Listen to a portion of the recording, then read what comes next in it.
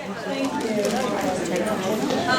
I've been coming to Leaping Hare for lots and lots of years now, and it's a bit odd to be on this side rather than sitting with you folks. But I think I've only done it once with Robin and Clan Ogna when they sang Johnny Cash's Ghost Riders in the Sky, but with a Celtic twist.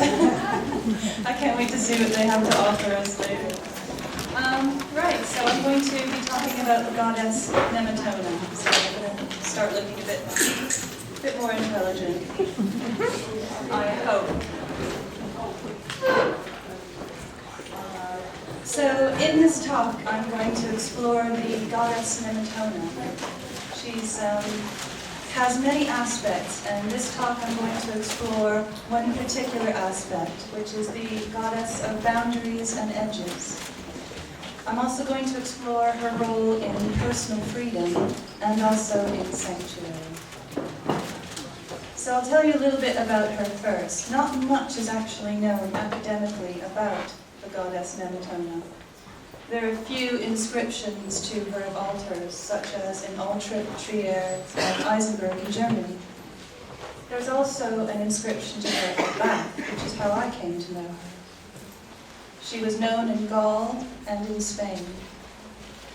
The word Nemeton, or similar versions mentioned throughout Europe, are found in place names mostly. Nemeton means sacred grove, and in this regard, she's sometimes connected to the Druids. However, this talk is not an academic discussion of Nemetona, but more of an experiential one.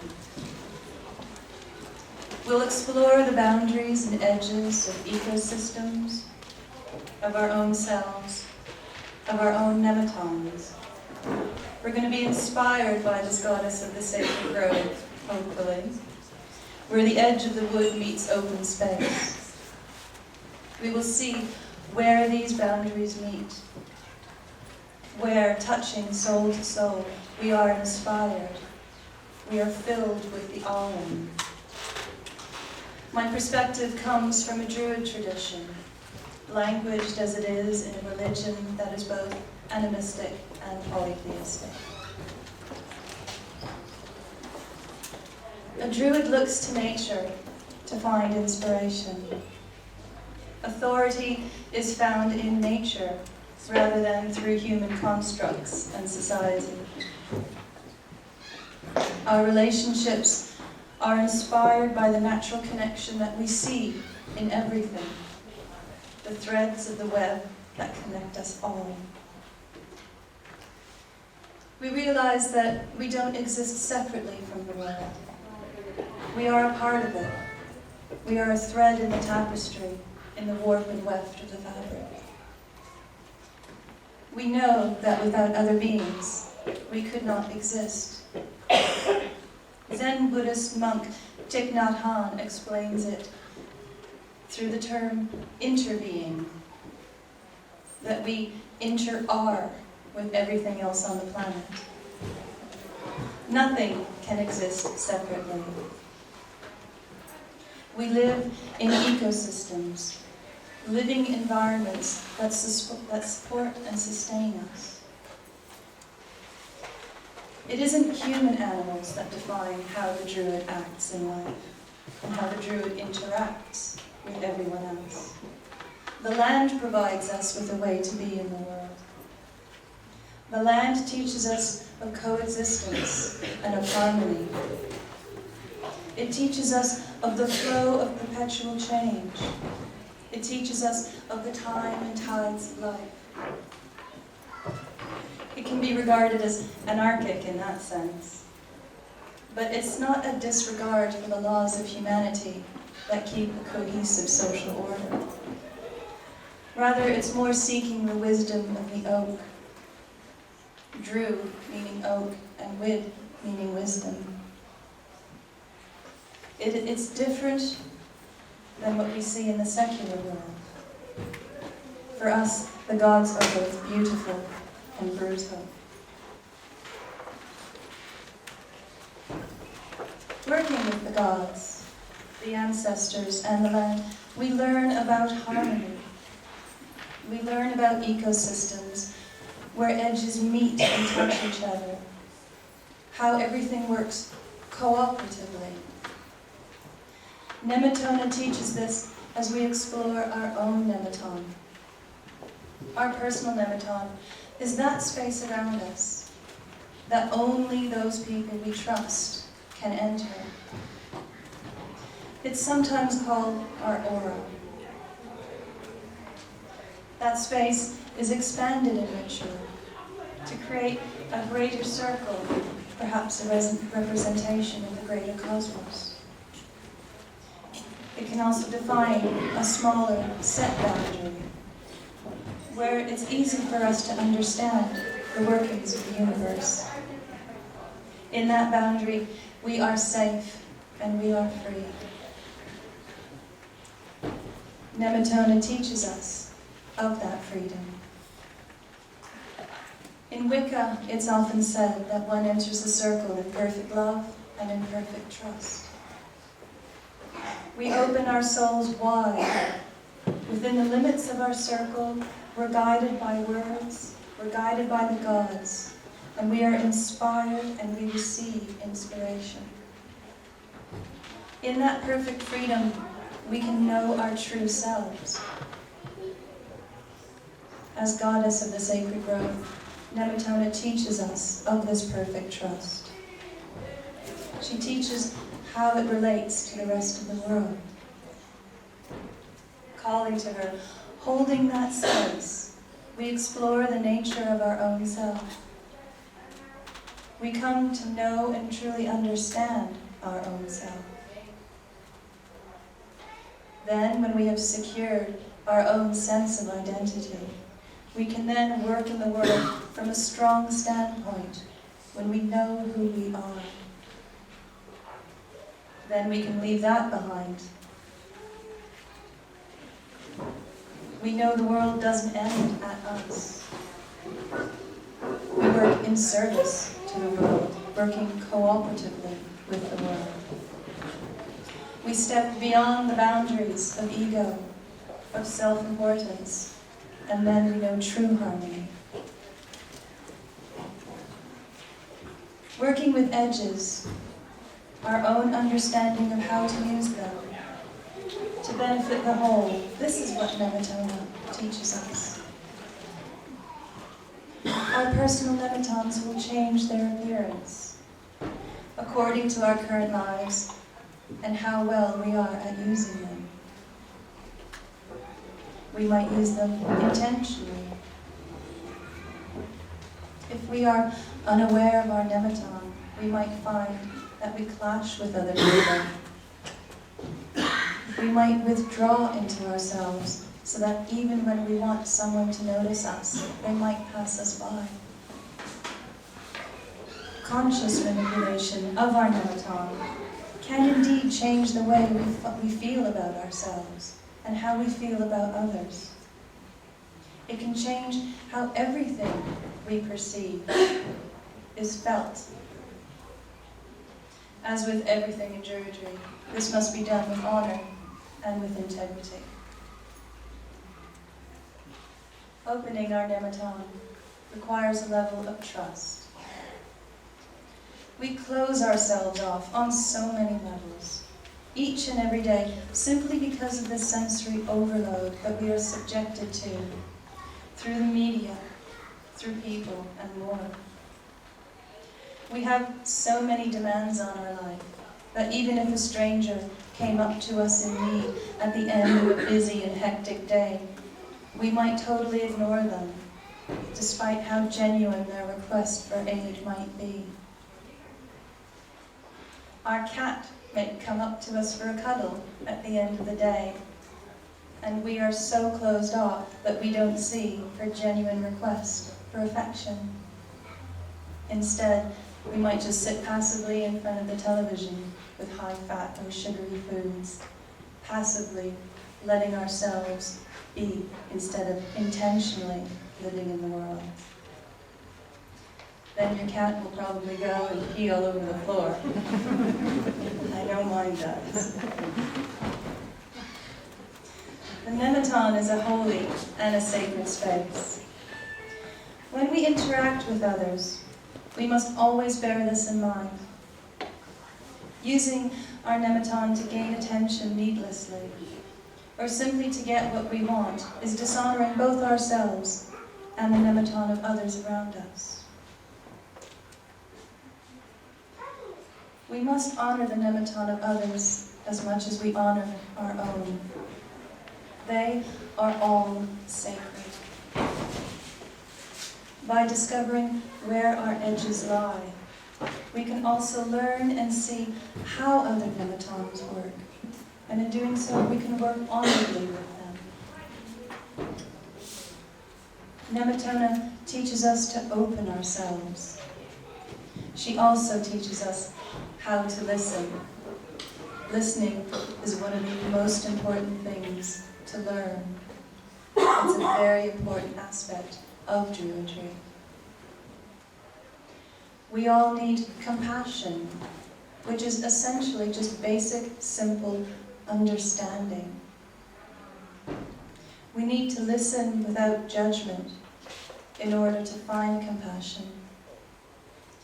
We see how relationships work in nature. We study the way things work in nature in order to better understand them.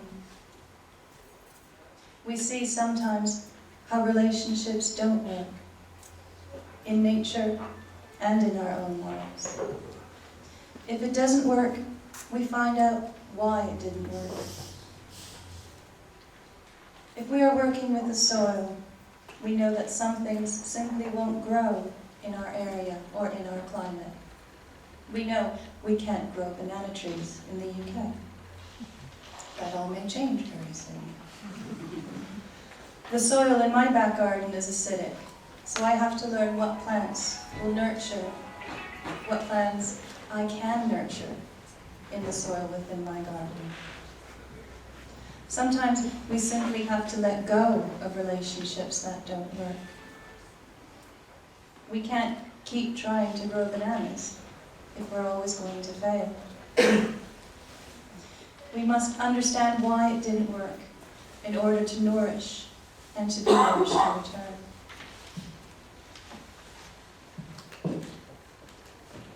When we are rooted in ourselves, finding our place in the environment, working with our edges, we can understand where we came from.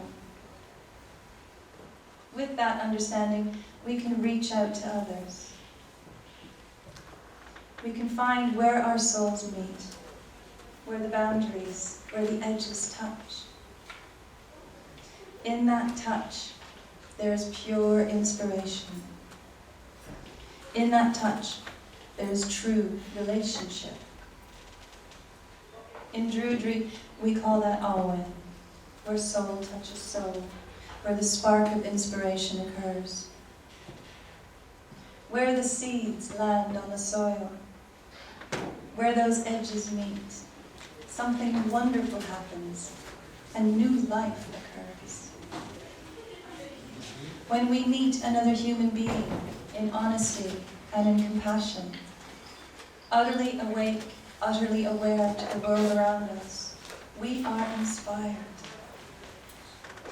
If we are aware of where we came from, if we are aware of the ancestors around us, if we are aware of the land upon which we live, we can work from a place of deep connection. As the Tao Te Ching states, stay at the center of the circle and let all things take their course. But it doesn't stop at the self. Self-improvement is not the goal of Druidry, and it's not the goal when working with Nemetona. Nemetona teaches us to root, to find our edges in the sacred grove, but then she nudges us to go out, go and seek those edges in the wider world. Find out how you can be truly inspired. Self-focused creativity is never as inspiring as creativity that is connected to the whole. Getting the self out of the way is key in this learning. Learning to live in service. We find out how, why, and what we can give in order to have sustainable relationship. Giving is essential in a culture that takes so much. We live in a consumer culture. We need to balance consumerism with the inspiration that we receive from nature, where if we take too much, it dies.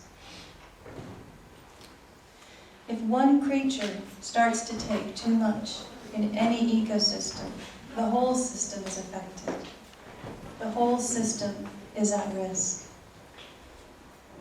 As Homo sapiens, the beings that are supposedly aware that they are aware, we still take too much. We can look to nature to find out how we can work, how we can be in the world sustainably. We can look to Nemetona to find out how our edges touch and meet, how we can work better with each other. The curse of self-awareness is often such that we are so focused on ourselves, we don't look externally. We don't see the wider world.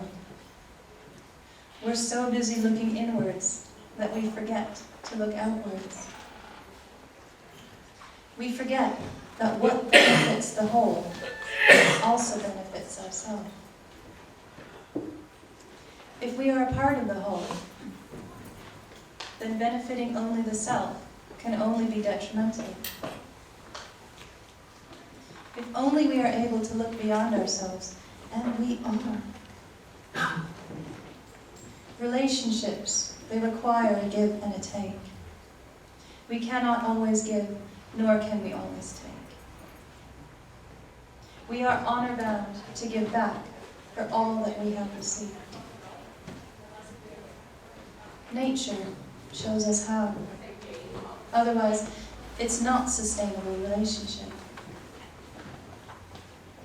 A forest is able to sustain itself without any human interaction. The sacred grove in the forest, where the edges of woodland meet open space.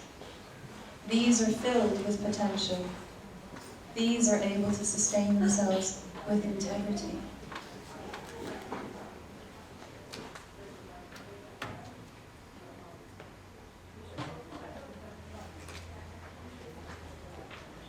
Nemetona allows us that sacred space to explore our emotions, to find ways through the internal formations of our minds so that we can act with intention in the world, rather than living a purely reactive life.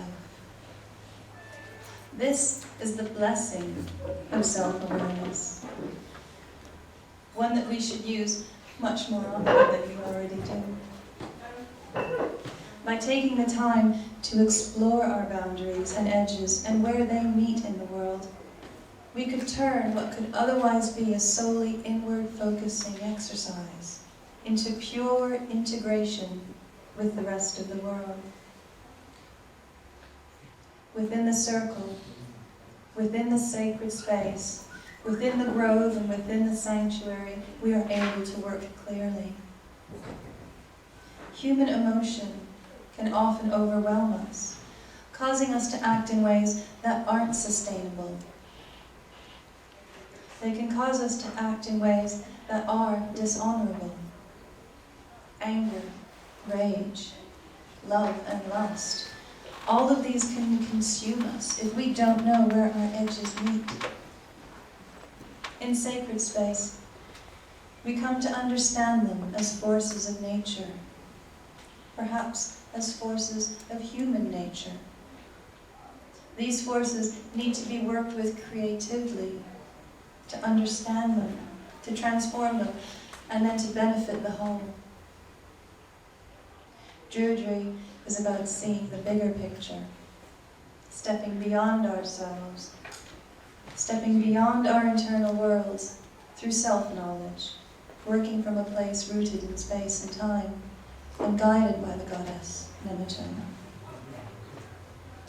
We can serve the world best if we are working from a place of strong and honorable intention. The importance is placed on holding a space not only for ourselves, but for others. That is the role of teaching and guidance. In learning, in deep learning, we are held in a place of sanctuary, beyond the realms of language, into the realms of true experience and the realms of true existence. Coming from a safe place, we begin to realize that we know nothing. And in that knowing is exquisite learning.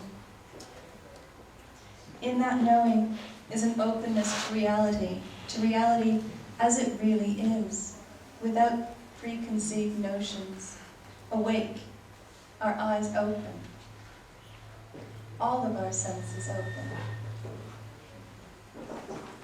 In Zen, this is often called beginner's mind, where the self is dropped and we are opened to endless possibility.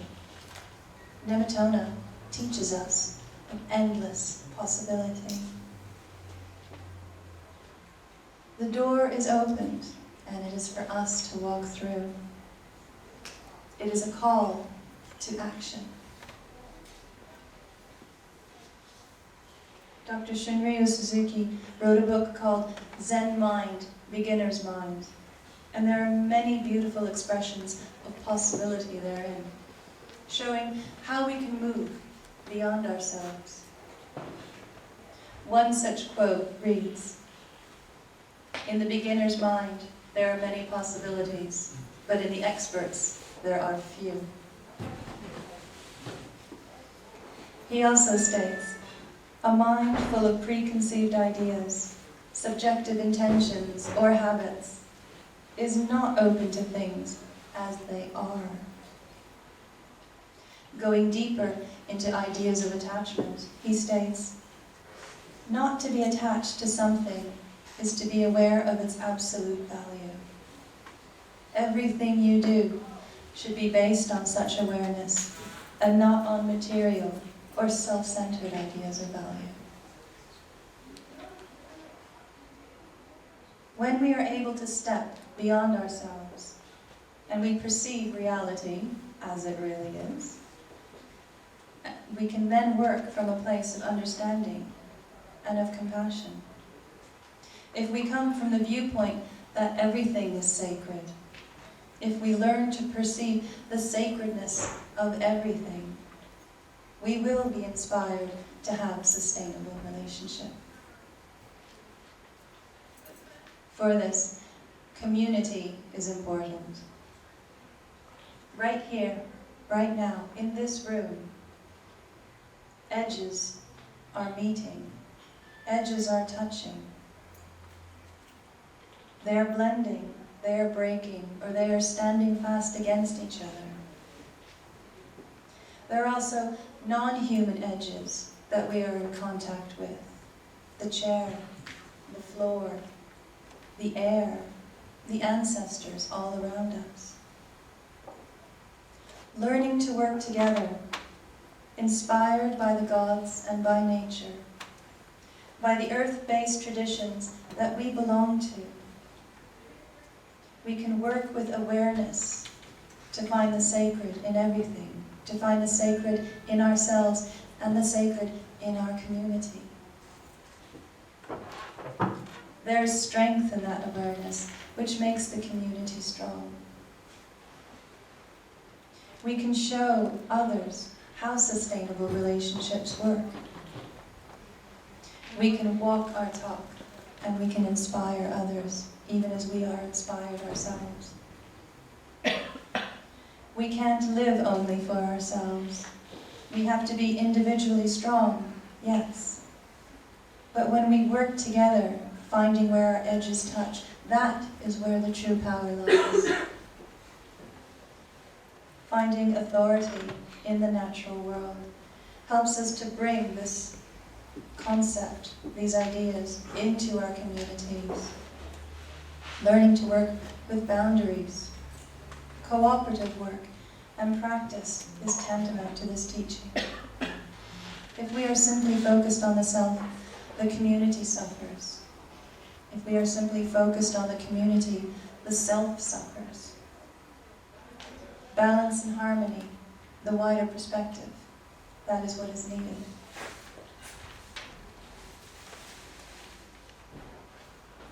Leading by example through sustained relationship can be the greatest inspiration and the greatest motivator.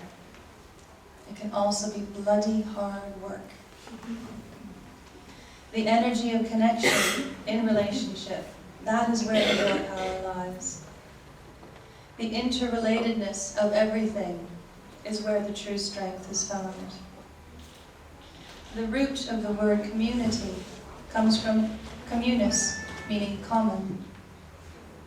For me, that means I am not important. You are not important. Human beings are not important. But where the edges of ourselves touch, that is what is important. Where our edges meet, whether that is with another human or a tree, a mountain or a beetle, where we find relationship, that is where the power lies. That is what Nemetona teaches us. In our interaction, that is where there's the greatest potential. Nemetona teaches us of this power, where through working cooperatively, we can find new ways to trickle that energy up through the various social strata and spheres, in a way that we can affect the whole, the way we treat each other, the way we run our businesses, the way we live our lives and relate to each other. All this does affect the wider whole. We are not self-contained units. We are a part of the whole. The Celts had a very strong sense of personal and social responsibility. There were honor prices to be paid if someone had wronged another of the community. This implies a very real sense of ownership to one's own behavior. Not living or working in a world isolated. Working together requires us to acknowledge and to work with the edges of other people, human and non-human, in a myriad of ways. The Celtic metaphysic demonstrates that we simply cannot do whatever we want. Because being a part of the whole, we have to consider others in every aspect of our lives. There is a strong sense of free will.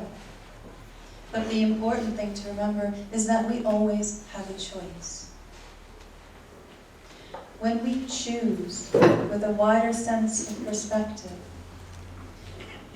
we can benefit the whole rather than just ourselves. Working in a society that focuses on responsibility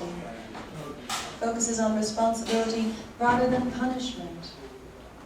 This can lead to a better society where everyone is an active participant rather than just being taken care of or told what to do. Without personal responsibility, such as in our own current judicial system, we know we can give up. Someone else will take care of it. There is a passiveness in our relationships to each other.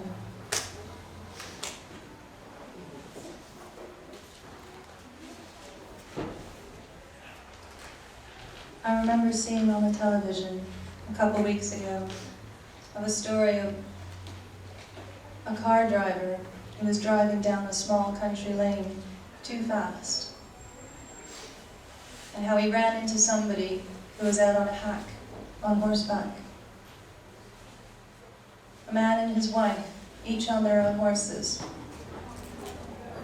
he behind on his horse and she in front on hers. The car came up the back of them, and it didn't have time to stop. Driving far too fast down a tiny little country lane. The man on horseback had two options: to move out of the way and let his horse and let his wife and her horse be hit, or to take the impact himself. Tears fell from my eyes as I watched this news story, as I imagined the predicament that he would be in, where no matter what you do, somebody you love will die through the carelessness of another. And also the horse that he was riding, to not bolt, to not shy away, to stay where it was, to receive the impact of the car. This is just simply incredible. This is the power of relationship. Needless to say, his horse died, but the man and his wife and her horse survived. So what happened to the car driver? Nothing.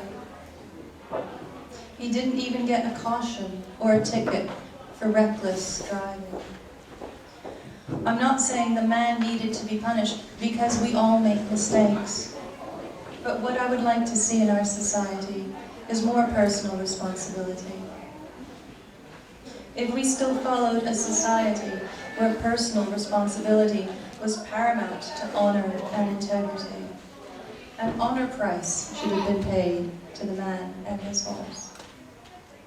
Whether in money or in work, it doesn't matter. The driver should himself have found some way to make amends.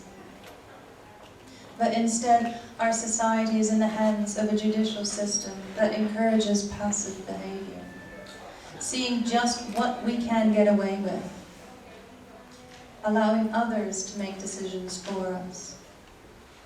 We live in a world where personal responsibility requires reinforcement from an outside authority.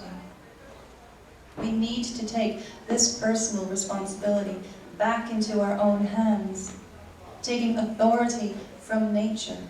We are following earth-based paths.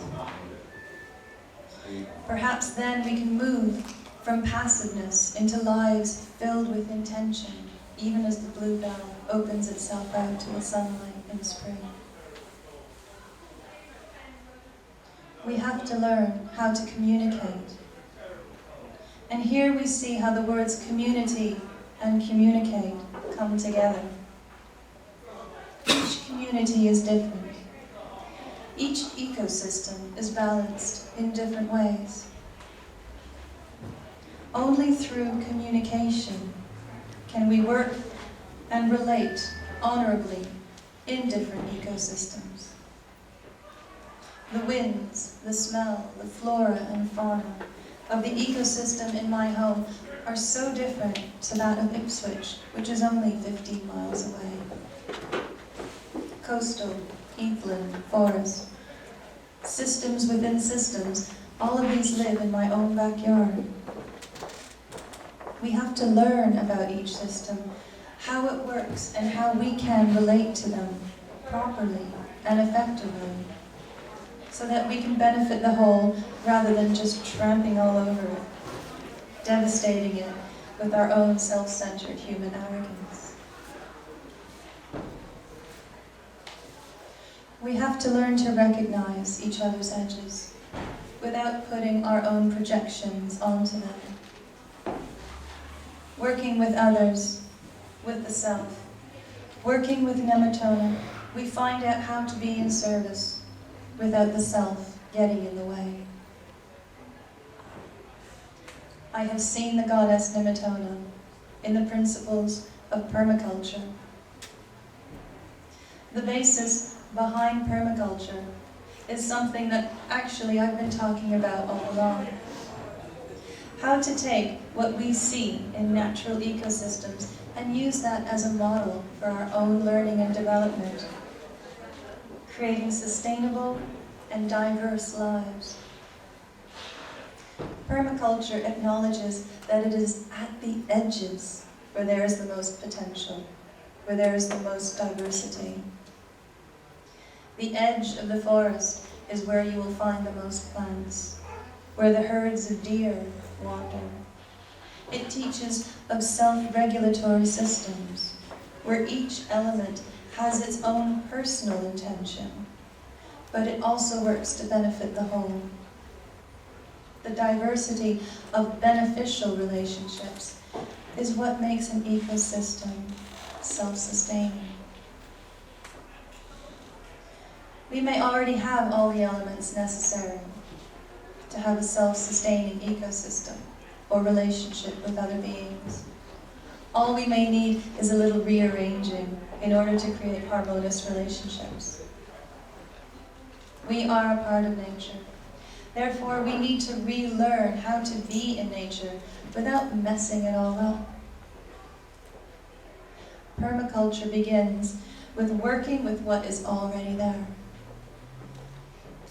We can research and study what works best and then create a system that is sustainable. This is what we do when, as pagans, we are working with our own personal Nemetona, and when we are working in larger groups, perhaps even in group ritual. The diversity, the edges, these are all at the heart of interaction. We can create systems that are healthy and balanced simply by paying attention. Within permaculture, each species of animal or plant has what is known as a niche, its own function within the ecosystem in relation to other species. Likewise, we all have our own talents and abilities that we can contribute in relation to society at large. When we see, when we acknowledge others' niches, we can work around and with that. We can recognize their edges, and we can create new ways of being in the world that work cooperatively instead of competitively.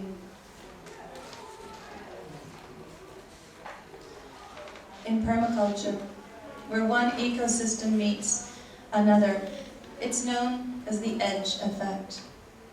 As a devotee of Nemetona, I was thrilled when I read this. Conflict between what could be seen as competing plants due to finite levels of light in the forest edge are overcome naturally by having different plants growing at different times of the year. The acknowledgement of space and time helps all to thrive in their own space and in their own time. Imagine how our human world would be if we could all adopt these same principles. I think it'd be a much more courteous place to be, to say the least. Where woodland and grassland meet, we find some advantages coming from both ecosystems. The berry-producing bushes at the forest edge. These make the best use of the greater amount of light than that found deep within the heart of the forest. Birds of prey, owls particularly, love the edges, where they can find sanctuary within the boughs of the trees and food in the fields.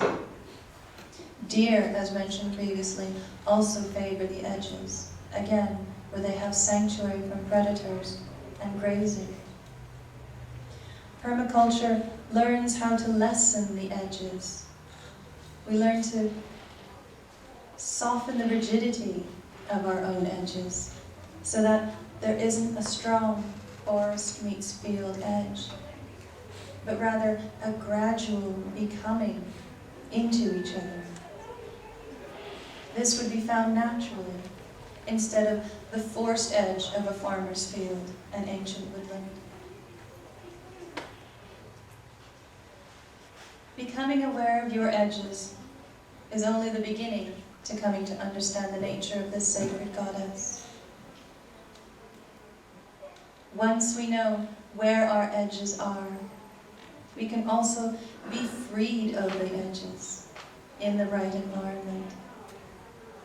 We can find immersion in our landscapes, immersion that is utterly exhilarating, immersion that is deeply inspiring, where we can be at one with the rest of the world, and where we can know true concepts of harmony and of sanctuary. This is what Nemetona teaches us. Blessings of the edge to you all. Thank you.